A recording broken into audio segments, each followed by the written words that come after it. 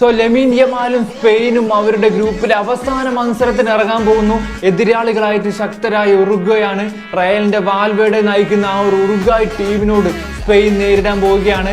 എന്റെ ആ ഒരു മാച്ച് ശനിയാഴ്ച പുലർച്ചെ 5:30ക്കാണ് നടക്കാൻ പോകുന്നത്. നിങ്ങൾ ഒരു കാരണവശാലും ഈ ഒരു മാച്ച് മിസ്സാക്കണ്ട. കാരണം സ്പെയിനിനും ഉറുഗ്വായ്ക്കും ഈ ഒരു മാച്ച് വിജയിച്ചേ തീരുകയുള്ളൂ. യമാലിന് ഗോൾ അടിക്കണം, സ്പെയിനിന് വിജയിക്കണം. കാരണം ആ ഒരു ഗ്രൂപ്പിൽ രണ്ടാമതാവുന്ന ടീം റൗണ്ട് ഓഫ് 32 നേരിടാൻ പോകുന്നത് അർജന്റീന ആയിരിക്കും. സോ ആ ഒരു മാച്ചിൽ സ്പെയിൻ തോക്കുകയാണെങ്കിൽ സ്പെയിൻ ആയിരിക്കും ഒരുപക്ഷെ രണ്ടാമത്.